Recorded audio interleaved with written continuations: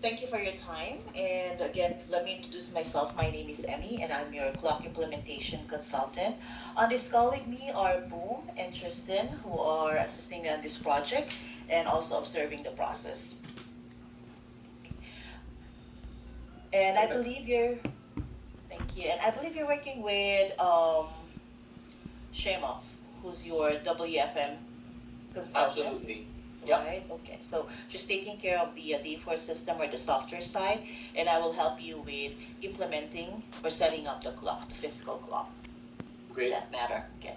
Now, on this call, actually, the purpose of this call is to first confirm the clock model as per your contract. And then we'll discuss the clock functionality and thank you for filling in the questionnaire. That basically is for the initial setup and configuration of the clock. And then later on, I'll provide you with an overview of the clock implementation process and its timeline. So if you have any questions, please ask away. Let me share my screen first. Excellent. All right. Can you see a picture of a clock? It's in Excel spreadsheet. Yes, I can. Good. Okay. So let me first show you the complete clock. So when we say complete clock, it has everything on it. So with the Dayforce touch clock, we have the main screen here, which is a touch screen. And then all the clocks have integrated camera on top with two flashes. And then on the side, so this one varies. So from the far right here is the card reader. So it can be a barcode or a mag stripe, where you can stripe, or rather where you can swipe it. That would be down here. And then we have the proximity reader for, let's say, RFID, HID, or key fobs. And then the biometric reader. Yeah, that's Which would what be we for need the biometric. Okay, so good. Thank you for confirming, Anand, because on your contract you have one Dayforce touch clock with biometric. So it would look like this. So the main screen, the cameras, or the camera rather on top, and then on the side will be the biometric reader. So you're good with that, one of that, right? Yeah. Okay, perfect. Just take note of that. Hold on. Hey Google, turn off kitchen. So we'll just go through this questionnaire quickly. I just want to clarify a few things here. And again, thank you for filling in the information. Um, so in row 9, there's a question about physical touch, tough clock. For the 75 employees, are they going to be using just the physical clock, or will you allow them to use like web clocking or mobile app clocking? No, just the physical clock. Got it. Noted. And they asked yesterday too if we wanted that app. No, they are not going to be here employees. That's what I told them. I said, no, the goal is that you clock when you're there.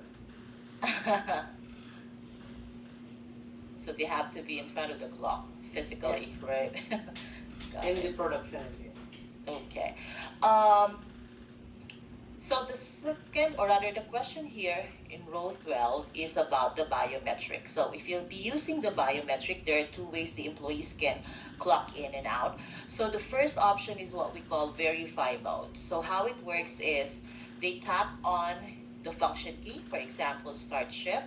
They will enter in the badge number, and then they will place their finger as soon as it matches the enrolled finger. What do you mean by batch number? That can be their. This will be an identifier. So in Dayforce, you have to create new codes. Yeah. it can be employee number, or Yeah. this can be changed into a keypad and then enter in, let's say, the badge, or you can have your own numbering system if ever. So there's a place in Dayforce where you assign the badge for that matter. Yeah. So the first option is verify mode. Again, start shift, enter the badge, and then place the finger.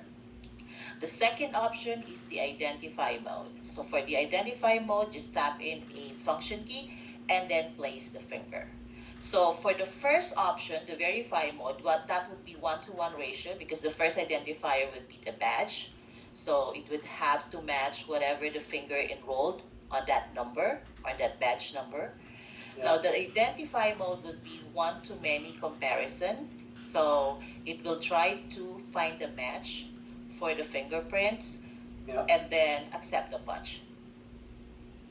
Yeah. So how do you want your employees to use the biometric then, or to clock in using the biometrics?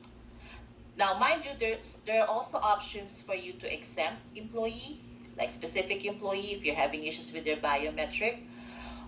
There's also an option to lower the sensitivity of the scanner if there are cases where employees are having issues with punching in using their biometrics. So Anand, do people just put their finger or do they put the code and then their finger? Finger is fine because I know my employees. What does it change? They can have the applications. It's easy for them. We need an easy system just. They can't put three codes.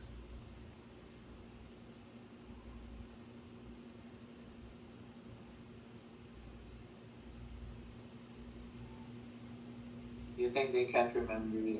No, I know my employees. How many digits have to be For the badge, we can Yeah. define it. You can define it like what would be the maximum number of digit that they can use. Now, if let's say you'll be using their employee number, for example, Mhm. and we define the badge length down here to 3 digits. So in Dayforce, which we're gonna be discussing this during the clock functionality meeting, I'm gonna show you where to enter the badge number. For example, if their employee number is 3. So in Dayforce, if you'll define the badge length here as 3 digits, we'll enter in 003 in Dayforce. But then when they use the clock, they just have to type in 3. Just the actual number. Okay. And okay, that's fine. What is the benefit of having the combination versus just the fingerprint? If employees are having issues with, or honestly, with the time frame, um, there's a question up here. The difference would be if employees would have, let's say, a tough environment and exposed to, harsh condition when it comes to their fingerprints, it would be best to have it on verify mode. It's not a tough environment. So. Okay, let's just do the fingerprint. Just the fingerprint, like Yeah. identify mode. So function key and then place the finger. I mean, you press clock in, boom, you put your finger and you're done, right? That's right. That's right. Yeah. Okay. And in fingers, can we choose 2 fingers or just one thumb or middle finger? You can enroll 2 fingers, and actually we can define it. Let's say you can enroll up to 3 fingers, but ideally, the default would be 2 fingers. Okay. So you put one, and if one doesn't work, you have the second one. That's right. Left hand. Because if we have an employee who has lost some skin or has or chopped a finger or something, Right. Okay. Let me say no here. Just heard you that it's not a tough environment for them. Okay. All right. Thank you. All right. Are we good to proceed? By the way, with the functionalities and features, this cannot be, this can't be final, meaning at any point in time, if you wish to enable or disable features on the clock, just have to let us know. So email us and we will do the needful in no time. In no time, and those are going to be free of charge or charges? Of course, there's no charges at all. I mean, we'll help you with the configuration, with the support as well. Okay. Yeah. Just send us an email and we'll do the needful. Yeah. For all this stuff that we're gonna talk today, pretty much is just for the initial setup or configuration. And if there will be changes or change of mind along the way, just let us know. Yeah. Okay. All right. So I know you'll not be using the badge number here, but on the clock, or rather on Dayforce, so that the employee will be identified appropriately by the clock, we have to set up, or we have to assign a badge number to the employee, although they're not going to enter it upon clocking. But when you enroll the employee's fingerprint, you have to enter a badge number. Yeah. So with that being said, are you gonna use like their employee number or a different numbering system? And what would be the maximum badge length? Yeah, Or the number of digits? three digits is fine. 3 digits, yeah. 3 digits is fine. Okay. And yeah, we provided the list of employees, All right. and so probably we would start at like 020. 020 because we have the salaried employees. We have 10 already in the Dayforce. I don't want to have. So probably we start at 020 and then all the way down to 090 or 100. I mean, the list of employees that we shared is more than 75 people, but a lot of them are part-time. All or right. on Got call. it. Yeah. Oh yeah. Just give us the list so we can upload it or Yeah. import it in That's Dayforce once we have the Dayforce available. Yeah. Yeah. And I think Shema will also follow up that with you. Yeah, we shared that list with her. All right, good. All right, good. Thank you. All right, so you already have this answer, not applicable, no for camera or photo capture. All right, for the function keys, let me just show you these are the default or available function keys. So we have the start shift, end shift, we have meal punches, start meal, end meal, and then we have break Just punches. do the start shift and shift. Yeah, I And think just start start and shift. end. Okay. Simple. Got it. That's what I said Noted. yesterday. Yeah, simple for them. Yeah. Yes, alright. Very flexible. Now, no work transfer as well, like they're not working on multiple job No, assignments? no. Okay. Alright, for the supervisor here, Yeah. I would recommend turning it on for the purpose of enrolling employees' fingerprint. For example, you actually have two ways to enroll employees' fingerprints. That can be in the administrator mode. And again, I'm going to show you how to do this once we have the clock functionality meeting. You can enroll it from the administrator mode, or you can assign the member as a clock supervisor.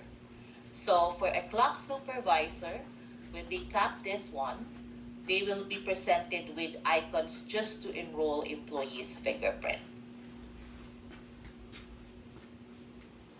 Like when the new employees comes, That's right. For example, if you will be assigning someone from location, or let's say someone who can assist you with enrolling fingerprints, a new hire came in, you enter the employee's information in Dayforce, etc., and then the employee has to be enrolled on the clock. Your assistant or a clock supervisor can simply click this and then enroll employees. Yeah. Okay. Okay. But the supervisor is gonna be with like a special code, or how does that work? Their code, they can use their own code, like their own badge number, for that matter. Okay. Yeah. For example, this is not the same as a Dayforce manager or supervisor.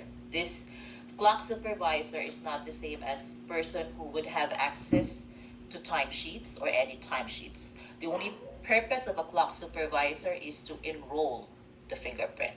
Okay. Yeah. So for example, my number is 20. So I get to the clock, tap on the supervisor icon. It may ask for my number, or it can also ask for a fingerprint. And then the icon would be presented would be enroll employee, delete employee's fingerprint, etc. Yeah. So we're good with that, right? For now, yeah, because you're suggesting it, it's fine. Okay. And this will make enrollment easier for access rather than go Understood. through the administrator mode. Okay. Yeah. So there's Okay. another function here Okay. called view clock Turn entries on and schedules. dining. It would look like this. Dining on. The employee can actually review their last 25 punches or view their week schedule on the clock when they tap on this function. Do you want to enable this or no?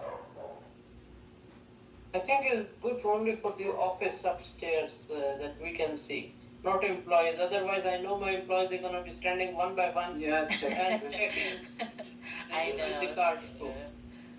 So what do you think? Do you want it to be available or no? Not on the clock.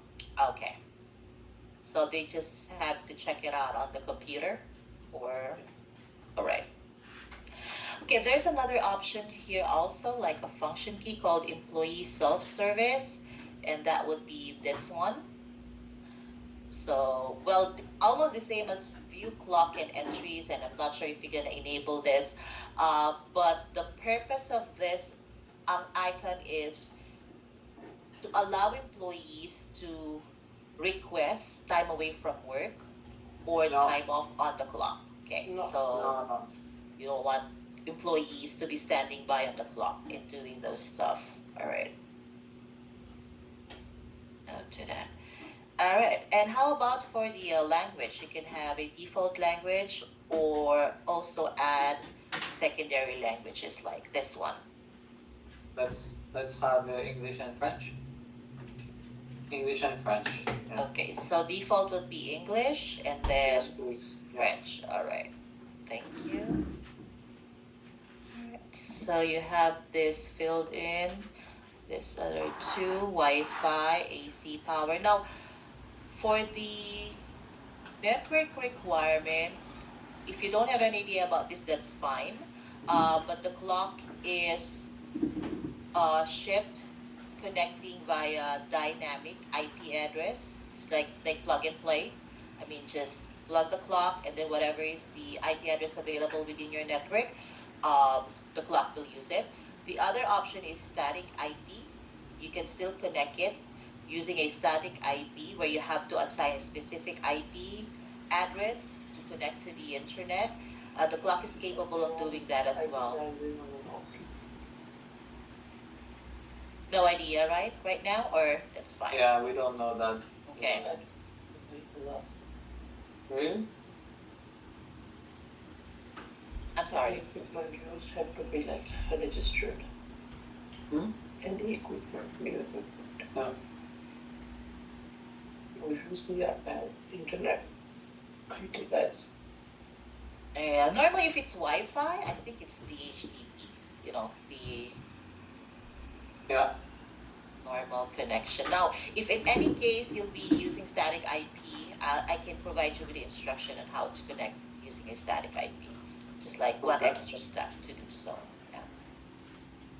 So again, just let us know, okay? Let me know if you need that information. Otherwise, just simply connect it to Wi-Fi and boom. Very well. All right, so I think that's pretty much it. Let me just go back up. Do you have any question or clarification Hey, so how far? how do employees verify their what they clocked? It's only via the view clock entries and schedule. What do you mean? Like when you say very How flexible. do people at the end of the week they see their hours? On the clock or on day force? On day force, I think that you can see because Yeah. Oh, and there's At gonna be registered like an app that they can log like into. Yuri is registered, you are registered, I'm registered personally as an employee. Right. Dayforce, no, not yet. PowerPay. Probably. These are two. So if you have day force, it will integrate the timesheet. Um, they can provide you with, like, let's say, employees login. They can have their own credentials, so they can log into a computer, or let's say they can view it on a mobile app. They can view their timesheet. And I'm not sure if you would be having, let's say, an approval process. For example, at the end of the week, the employee has to review and approve their timesheet before you process your payroll or something like that. So you can discuss this with Shema when it comes to their access or how they can view it via mobile or a computer. Now on the clock, that would be the view clock entries and schedules icon, just viewing it, like reviewing it, nothing more. So we don't get that. Okay. Okay, all good, or any other question? All good. Yeah. All right. There's one question I have. I read before that it says that not a humidity condition. So, do you know the limit up till what humidity condition the clock can be installed? Or if we cover with the plastic bag, that's enough. Yeah, actually, the reason why we're asking this is because we have another type of clock. We call it tough clock, and this tough clock has like a special covering, and in which, but you cannot use fingerprint on that. By the way, there's Okay. special covering, so you know the clock will not get wet, especially if the clock will be installed outdoor, or let's say exposed to heat or anything like that. No, that's But we need with the fingerprint, and we're gonna make sure that the plastic bag is on it when we are washing that area. and That's what I do. yeah, and you're installing it indoor anyway, right? I mean, Yeah. it's not exposed to heat or it's not exposed to rain. No, but we have we're in a food manufacturing Oh, plant, okay. and we clean, and sometimes there's a lot of water and humidity. So right now, what we do, we have a punch clocks, and the guys they put plastic bags on it, and it works works. perfectly for the last All right, 20 good. years. So same thing, the Okay. same. It will be the same setup, yeah.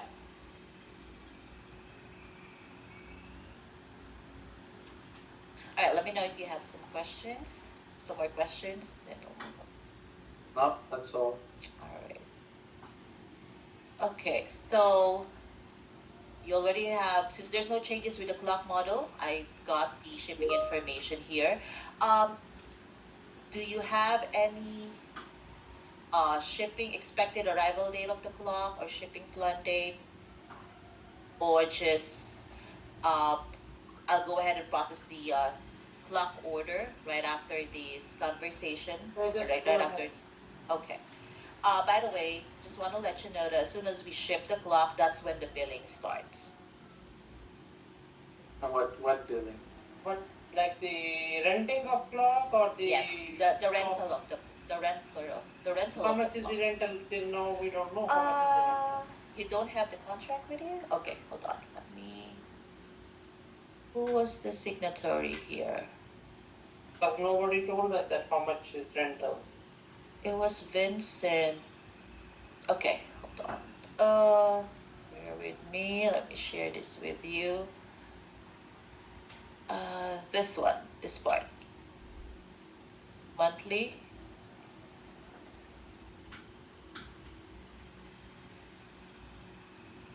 $80. It's $80, yeah, per month. And if the repair and maintenance comes, is it free? Yes, since it's a monthly subscription, it's for free. And that monthly subscription, okay, it's included. Okay. Yeah. So that includes maintenance, hardware and software. I mean, if the clock has to be replaced or has been damaged, of course, Or after malfunction for some troubleshooting, reason. yeah, we can replace it. But who's our contact for emergency? Because if the clock doesn't work for 1 day, we have a Um, lot to figure out, right? So Actually, the clock is pretty easy to. It's a very simple clock. It's pretty easy to manage, but I will assist you with the implementation, and then so let me go to the no, implementation. I'm not concerned about that.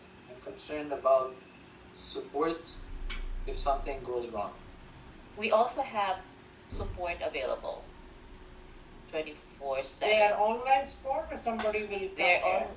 Oh, okay. So I guess it's in your contract. Normally support are being done via phone. You can create a case. You can give us a call. There's a toll-free number for call.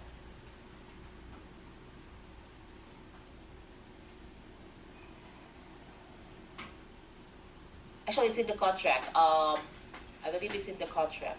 Will you be provided support via phone, via email, and via the support community?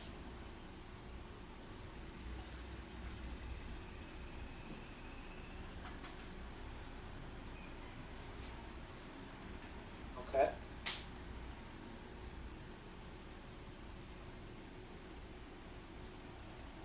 You can send us an email if needs further help. You can create a case in the community page. No, but And if we have a problem, we need to talk to someone ASAP, right? On yeah, the phone. there's a toll-free number for support as well. The 7 days a week, 24? But we do have a night shift, weekend shift.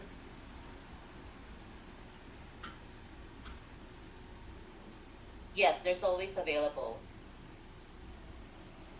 for support. So are you 24-hour operation? Yeah. Okay.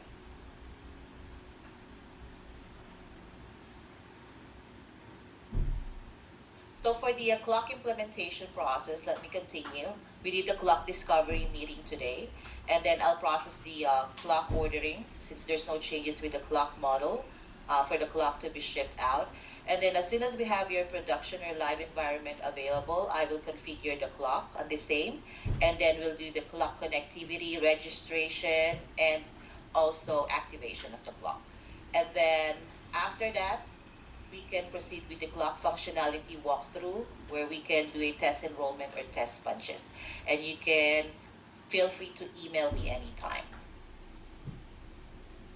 Okay. And when is the clock gonna be here? Since the SLA normally it's recommended to give us 2 weeks, but ideally or in reality within a week's time. Okay. Yeah.